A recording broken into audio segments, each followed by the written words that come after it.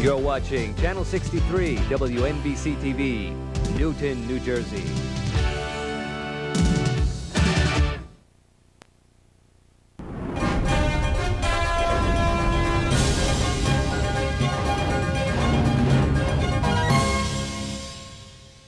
Good evening, I'm Nicole Greco. Thanks for joining us tonight.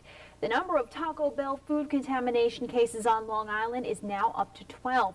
And Suffolk County Health Department said today that a lab report identifies green onions as the likely source of E. coli.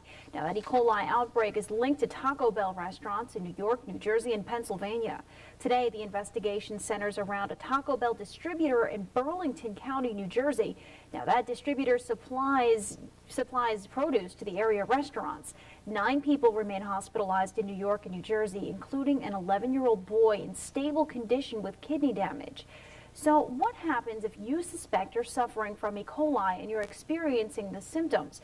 In this piece, Matt Fitzpatrick takes a closer look at how doctors treat E. coli patients. The latest information from the Centers for Disease Control indicates that the danger of infection from this latest E. coli outbreak may have passed in New Jersey. Nevertheless, emergency rooms throughout the tri-state are on alert and ready to handle whatever and whoever comes through these doors. Most of the cases that they have, those people were exposed earlier. And usually, if you do have that illness, it lasts in your system anywhere from 5 to 10 days. So it should have run its course by now. And I know the local restaurants have taken precautions to make sure that they've gotten rid of any food that may be tainted. And when you think you have symptoms of E. coli, this is where you go, the emergency room. And according to Dr. Clark, he says treatment is rather simple. Treatment is basically symptomatic.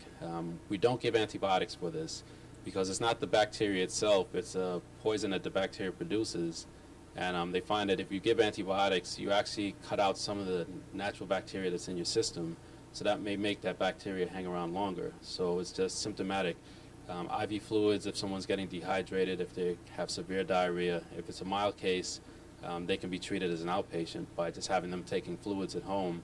Now, the fast food chain hasn't put the brakes on all its sites. In fact, the company reopened restaurants in Long Island linked to the E. coli outbreak, but closed 9 others in suburban Philadelphia after health officials reported an E. coli outbreak that sickened 4 people there.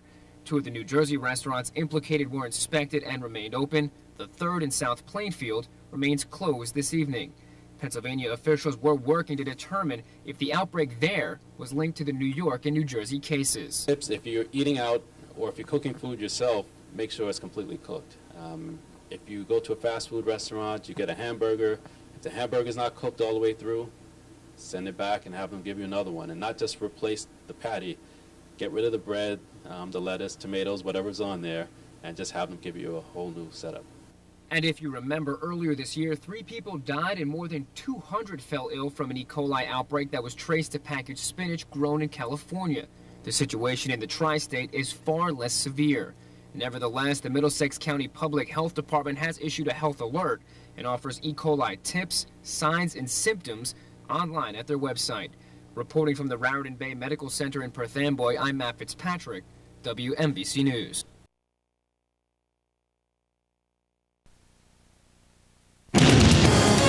This is News 12 New Jersey, as local news gets. The fact that we've had no new outbreaks is a sign to me that perhaps we don't have ongoing contamination. But if it turns out that there are contaminated food products that come out of the distribution center, we're going to have more to say about that. State investigators get some unexpected evidence that could help them track down the source of New Jersey's E. coli outbreak. Thank you very much for joining us this Wednesday evening. I'm Della Cruz. It turns out one of the Taco Bell customers who got sick saved some of that food. Now it's being tested. That's one of several new developments in our top story. News 12 New Jersey's John Bathke is live in South Plainfield this evening. The outbreak started at the Taco Bell on Stelton Road there, John.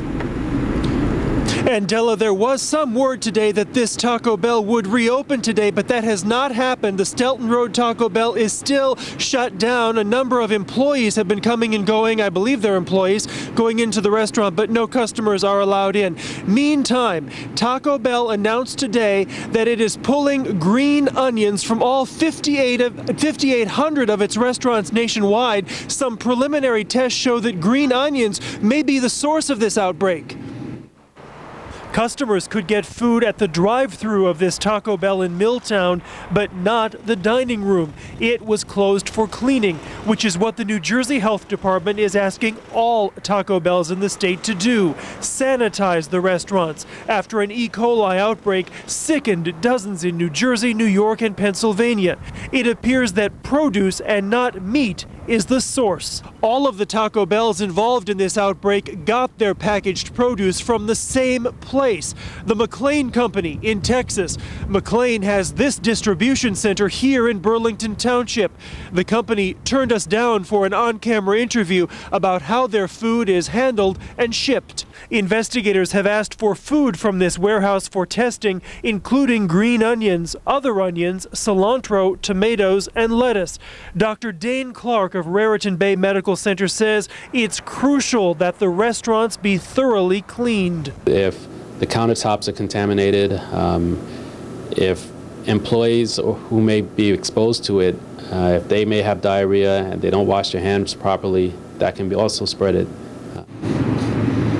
And now, late word tonight that another Taco Bell in New Jersey has been shut down. The Taco Bell on Route 22 in Union, shut down a short time ago, we're told, because there was a case of E. coli in the township. We do not know, however, if that person ate at that particular Taco Bell. Some other developments to tell you about now. The state health department also asking today that all food workers at Taco Bell be tested for E. coli, and if they have this particular strain of E. coli, they cannot return to work until it is out of their system. Also today, from the health department, they are telling workers at Taco Bell have got to get better training in handling food and in hygiene.